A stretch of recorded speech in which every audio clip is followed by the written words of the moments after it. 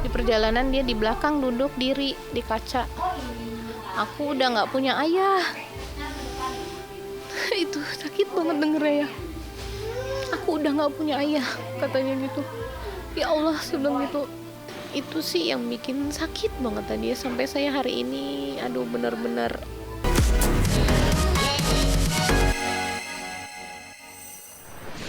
Dia masih bisa sempat jalan minta pertolongan ya. Nyebutin nama pelaku. Saya mau nyawa dibalas nyawa. Saya mau nyawa dibalas nyawa.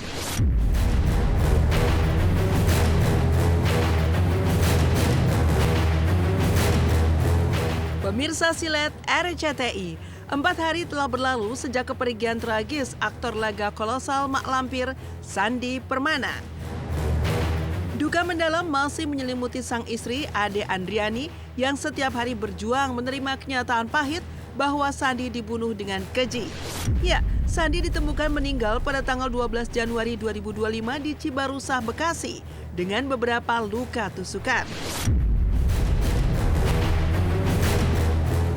Dan akhirnya kemarin, Ade pun membongkar sosok terduga pelaku Nanang Irawan, yang merupakan tetangganya sendiri.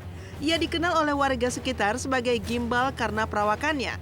Kepada tim Silet, Ade juga menunjukkan foto terduga pelaku yang menurut kesaksian tipikal orang jarang bersosialisasi dengan warga sekitar. Lantas seperti apa reaksi Ade saat pertama kali mengetahui sosok yang tega menghilangkan nyawa suaminya adalah tetangga mereka sendiri?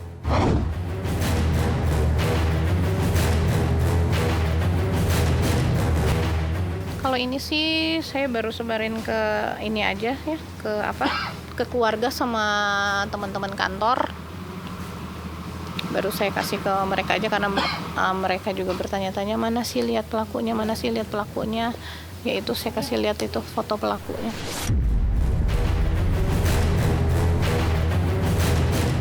Banyak yang memanggil atau menyebut terduga pelaku dengan sebutan atau dengan nama gimbal, karena memang mungkin mencirikan dari rambutnya yang memang gimbal. Nama aslinya Nanang Irawan. Untuk ciri-ciri fisik agak nyentrik lah, dengan rambut gondrong, gimbalnya, dengan tatonya gitu kan. Dan juga secara pribadian emang agak pendiam, tertutup. Jadi tidak banyak berinteraksi dengan warga sekitar juga. Biasanya pakai jaket yang agak gombrong dengan pakai ada kupluknya, dengan menggunakan topi dan celana kargo yang setengah.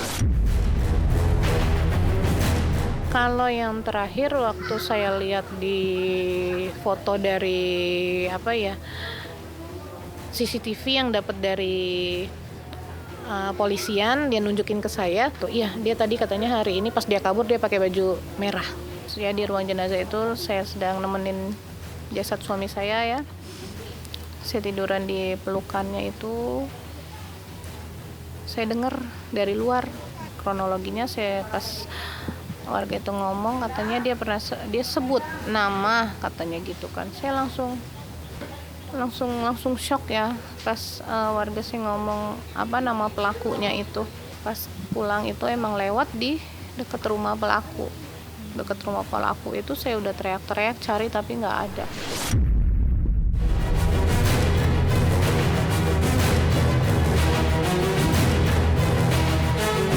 Di hari dugaan pembunuhan terjadi, terduga pelaku terakhir kali terlihat rekaman kamera CCTV mengenakan baju merah dan jaket hitam saat berusaha kabur. Sementara itu menurut Ade, ada beberapa saksi termasuk istri terduga pelaku di tempat kejadian perkara dan melihat langsung. Namun yang membuat Ade marah dan heran, mengapa istri terduga pelaku hanya diam saja melihat suaminya menyerang almarhum Sandi. Bahkan sampai detik ini tidak ada satupun permintaan maaf yang diberikan dari istri terduga pelaku terhadap Ade dan keluarga. Lantas, benarkah Ade mencurigai istri terduga pelaku berusaha melindungi kejahatan, bahkan bersekongkol sehingga patut dihukum? Untuk pelaku kabur menggunakan jaket hitam gitu. Jadi kita juga pagi itu belum sempat bertemu. Jadi tidak tahu apa yang digunakan hari itu. saksi pertama itu katanya yang melihat langsung suami saya dianiaya. Pas dia keluar tapi dia lihat katanya dia dipelototin sama pelaku. Jadi saksi pertama itu dia nggak berani jadi masuk lagi. Terus yang saya dengar lagi yang saksi kedua itu katanya istri pelaku. Makanya saya juga tadi makin emosi. Kalau misalnya memang istri pelaku melihat, kenapa dia tidak teriak atau dia melerai suaminya gitu? Kenapa dia hanya diam? Berarti kan dia emang sekongkol sama suaminya untuk menganiaya suami saya. Kalau emang benar ya udah saya mau dia suami istri jadi tersangka gitu. Istri pelaku nggak ada itikat baik gitu ya, atau minta maaf atau apa gitu, nggak ada. Penyidik masih bekerja ini, penyidik masih kerja, nanti kami update. Kami mohon doanya kepada seluruh masyarakat dan rekan-rekan media agar perkara ini cepat terungkap. Karena kita turunkan tim gabungan dan tim dari Polres Metro Bekasi ya kan masih mendalami dan sudah melakukan pemeriksaan klarifikasi terhadap 7 orang saksi.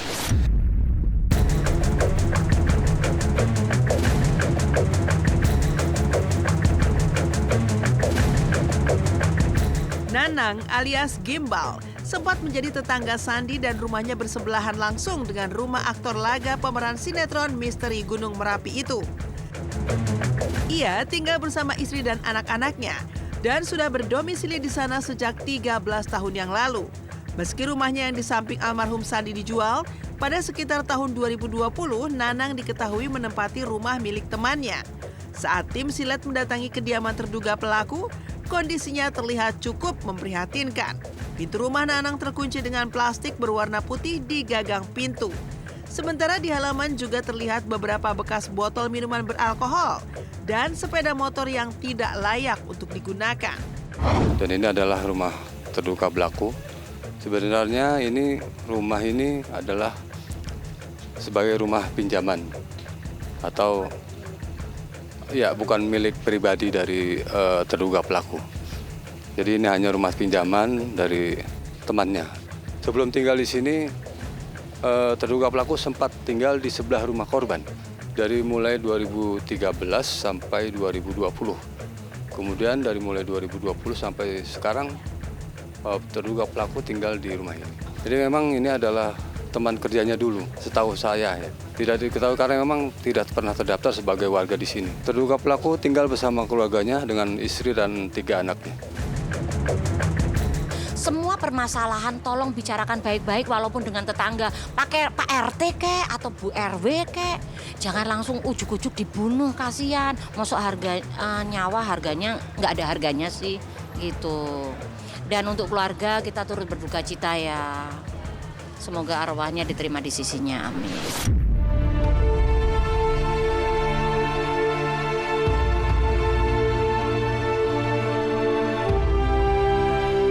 Sementara itu, suasana haru masih menyelimuti tahlilan hari keempat meninggalnya Sandi Permana.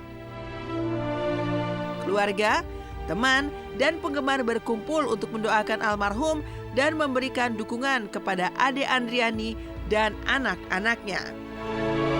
Kepada tim silet, Ade pun mencurahkan kesedihan tentang bagaimana anak-anak mereka merasa kehilangan sang ayah yang meninggal secara tragis. Dengan berderai air mata, ia mengaku betapa sulitnya saat anak keduanya mengetahui bahwa ayahnya tak akan lagi kembali ke tengah-tengah mereka. Ade juga menceritakan detik-detik terakhir sang suami meninggal di pelukannya.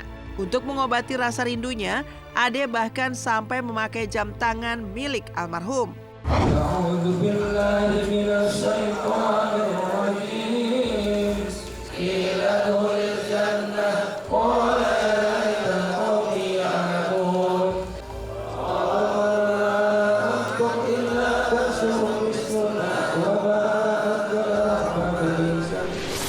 Udah kehabisan darah itu, mungkin juga udah kehabisan tenaga, jadi dia udah tidak ada suara, jadi cuman berontak, kayak banting badan, kaki itu semua dia badannya di hampir jatuh dari tempat tidur di rumah sakit itu karena mungkin dia udah nahan kesakitan. Cuman ya suami saya menahan kesakitan itu di rumah sakit itu nggak ada tindakan.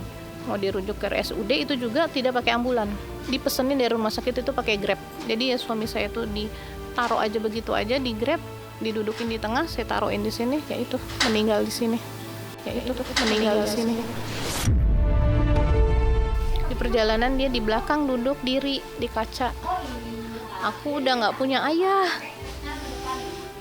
Itu sakit banget dengernya ya. Aku udah nggak punya ayah, katanya gitu. Ya Allah, saya bilang gitu. Itu sih yang bikin sakit banget tadi ya. Sampai saya hari ini, aduh benar-benar down lagi ya karena dengar kata-kata anak saya. Aku udah nggak punya ayah gitu. Iya, saya pakai ini makanya anak saya bilang, mami pakai jam ayah, mami kangen. Iya, saya bilang kangen sama ayah, nak. Jadi cuman ini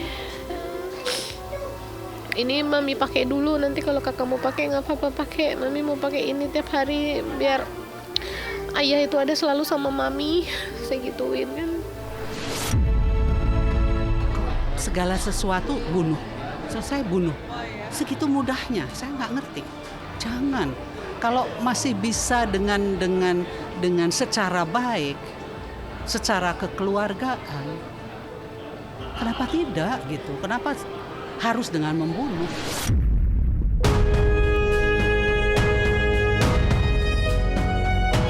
Hingga saat ini terduga pelaku masih buron dan dalam pengejaran pihak kepolisian.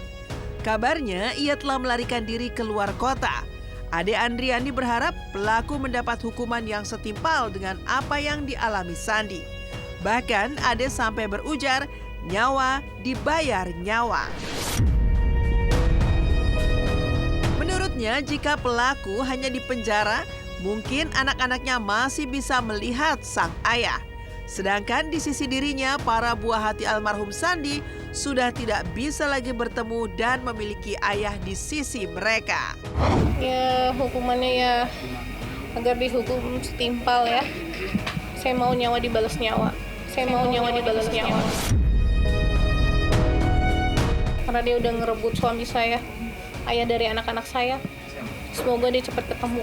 Kalau info terakhir itu ya di hari Minggu itu ya ya malam habis kita pemakaman itu, info terakhir dari polisi itu ya di Karawang. Kalaupun dia tertangkap, pasti kan nanti ada rekonstruksi di sini. Itu yang saya nggak sanggup. Saya nggak sanggup nanti kalau lihat rekonstruksinya. Dia menganiaya suami saya itu kayak apa gitu kan ya. Apalagi nanti takutnya anak-anak saya melihat gitu kan ya, secara sadis kan ayahnya.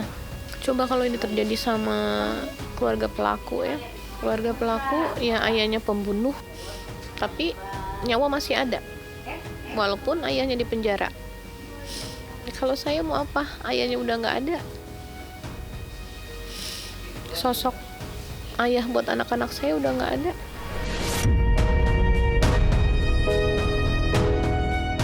Nanti kita akan lakukan rekonstruksi bila pelaku sudah tertangkap.